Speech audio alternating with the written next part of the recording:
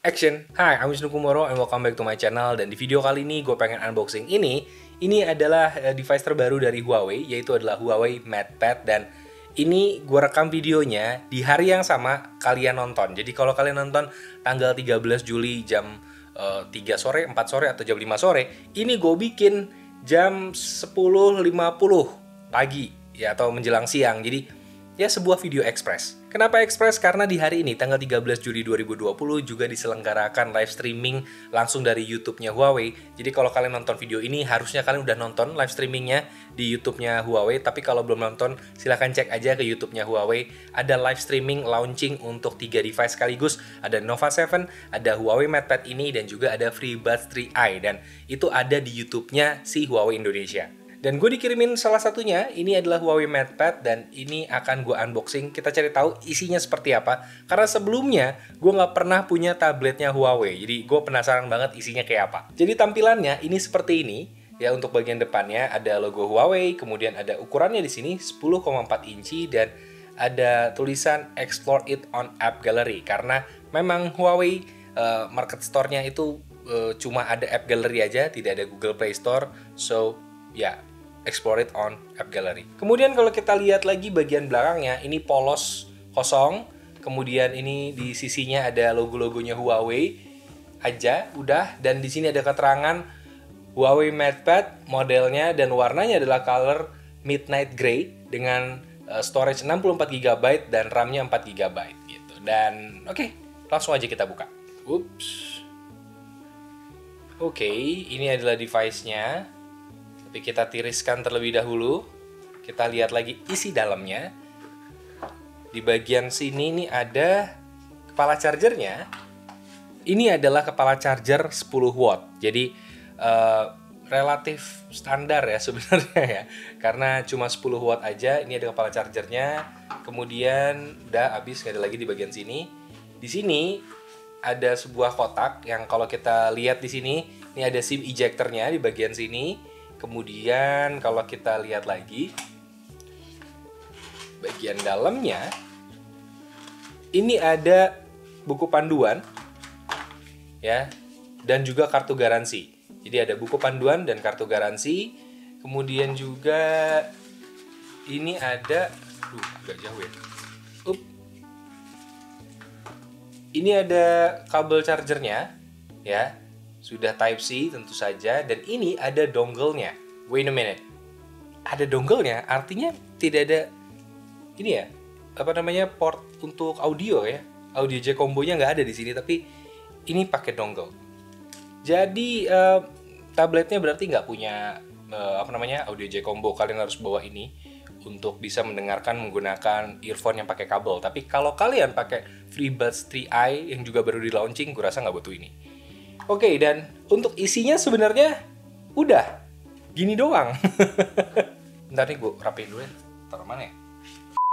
Dan ini adalah unitnya. Ini adalah Huawei MatePad. Ini masih ada stiker IMEI-nya. Bentar, gue lepas dulu supaya estetika tetap terjaga ya. Gue lepas dulu aja stikernya. Jadi ini adalah Huawei MatePad ya, dan ada tulisannya di sini, not for sale. Yes, tenang saja Huawei, tidak dijual. Buat device-nya sendiri sebenarnya agak menarik karena ini sudah ditenagai Kirin 810, di mana Kirin 810 adalah prosesor yang memiliki fabrikasi 7 nanometer dan juga sudah memiliki DaVinci NPU atau Neural Processing Unit. Buat kalian yang nggak familiar dengan NPU itu apa, fungsinya adalah sebagai akselerator untuk AI atau Artificial Intelligence. Jadi itu adalah sebuah terobosan yang bagus dari Huawei yang terkenal AI-nya bagus. Dan for a moment ya, tunggu sebentar, gue pengen mengapresiasi lebih Huawei di satu bagian yang gue baru sadar.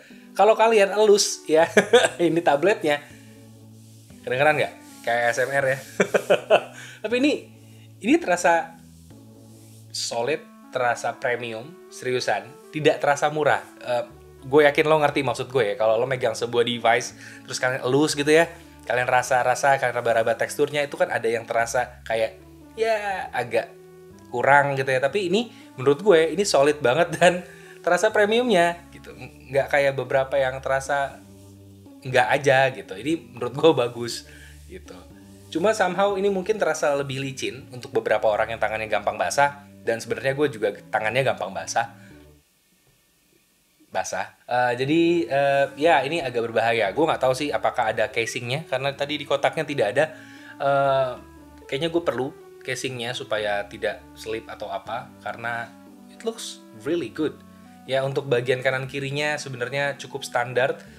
Memang tidak ada lubang untuk earphone, jadi kalian harus pakai dongle yang tadi. Dan kalau kalian perhatiin tabletnya, di sini ada hal yang menarik karena kameranya itu letaknya ada di sini. Kalau dalam proporsi smartphone yang biasanya seperti ini, ya, ini berarti ada di samping. Tapi karena tablet itu seharusnya dipakainya seperti ini atau miring gitu ya, jadi ya peletakan di sini menurut gue lebih oke. Apalagi untuk orang-orang yang mungkin online meeting atau orang-orang yang ya video call gitu pakai tablet. Menurut gue ini proporsinya lebih pas. Dan untuk resolusi kamera depannya menurut gue juga cukup lumayan karena 8 megapiksel dan udah ada autofocusnya. Jadi kalian nggak perlu takut muka kalian jadi ngeblur ya kalau lagi video call karena ada autofokusnya. Dan untuk kamera belakangnya juga di sini ada kamera belakang 8 megapiksel dan juga ada flashnya. Meskipun ini framingnya seakan-akan kameranya banyak padahal cuma satu ya. Bisa aja ya. Dan untuk audionya sendiri di sini udah ada tulisannya ini sound by Harman Kardon dan ya seperti yang kalian tahu itu bagus, oke? Jadi jangan diragukan. Untuk tampilan ini sudah menggunakan MIUI 10.1 dan ini berbasis Android 10 dan ya tidak berbeda dengan Android lain sebenarnya. Paling bedanya ya karena tidak ada Play Store-nya aja, Google Play Store-nya nggak ada, adanya adalah si Huawei App Gallery dan menurut gue ya makin kesini App Gallery makin lumayan, meskipun aplikasi-aplikasi tertentu tetap harus dicari secara eksternal kalau gue nyebutnya, jadi kalian bisa cari di APK Pure atau APK Mirror, cuma resiko ditanggung sendiri. Untuk navigasinya juga enak, di sini pengaturan-pengaturannya juga nggak ribet menurut gue, cukup lengkap di sini. Semua fiturnya ya pasti kalian familiar sekali dengan fitur-fiturnya di sini, termasuk juga misalkan ada GPU Turbo buat kalian yang suka main game atau suka aplikasi berat gitu ya. Di sini udah ada GPU Turbo 3.0 yang artinya performa untuk meningkatkan secara grafisnya tuh lebih baik. Jadi nggak ada masalah karena gue tipe orang yang suka main game di tablet, meskipun gamenya mungkin beda dengan game kebanyakan orang.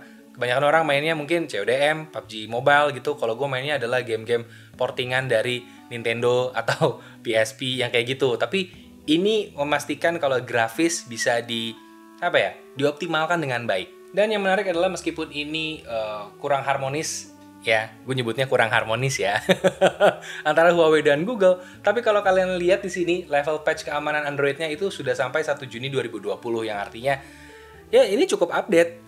Dan gue bingung, se-update ini. Harusnya kan tidak ya. Gue nggak tahu sih harusnya gimana, tapi ya ini cukup update, luar biasa. Dan juga yang menarik dari tabletnya ini ada satu fitur yang menurut gue belum banyak dieksplor atau paling nggak penamaannya lah ya, yaitu adalah mode ebook di sini.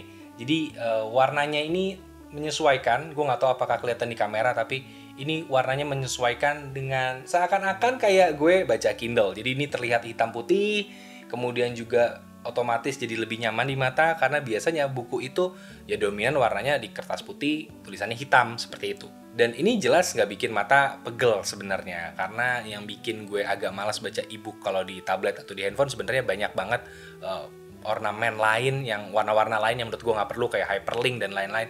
Itu sebenarnya bikin mata cepat lelah. Beda kalau kalian baca di Kindle atau ya memang e-book reader yang umumnya. Dan ada fitur ini di sebuah tablet sebenarnya cukup bagus kalau menurut gue, intuitif dan juga ya mungkin bisa ditiru sama tablet yang lain. Dan lagi ada satu hal menarik lagi nih di sini, yaitu adalah folder yang tulisannya adalah stylus. Gue nggak ngerti kenapa ini ada, tapi kayaknya ini memang support sama pensilnya si Huawei gitu ya, dimana kalian bisa nyoret-nyoret tablet ini. Cuma memang tidak disertakan di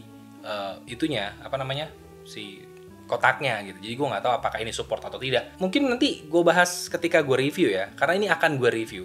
Jadi nanti akan gue bahas. Gue nggak tahu apakah ini beneran bisa atau enggak. Kalau pakai merek lain coba ya, pakai merek lain nggak bisa. Nggak bisa. Dan ya paling sekian untuk MatePad kali ini. Jadi itu adalah unboxing dan juga first impression gue tentang Huawei MatePad. Dan kalian juga udah mulai bisa untuk pre-order ini. Setahu gue, untuk informasi lebih lengkap silahkan cek di deskripsi aja. Akan gue taruh di situ setelah gue tahu lebih banyak informasinya. Yang jelas, ya kita sama-sama excited sama ini ya. Karena gue jujur excited banget. Karena pasar tablet bisa dibilang agak membosankan, itu-itu aja. Jadi kalau ini bisa hadir dan bagus, menurut gue itu akan meramaikan pasar tablet. Jadi gue akan review ini dalam waktu mungkin seminggu 2 minggu ke depan, jadi tungguin aja di channel gue. Kalau kalian suka dengan video ini, silahkan like dan subscribe. Dan kalau kalian suka banget, silahkan di-share ke teman-teman kalian. Dan ini adalah Huawei MatePad. Dan Wisnu Kumoro pamit. Dadah!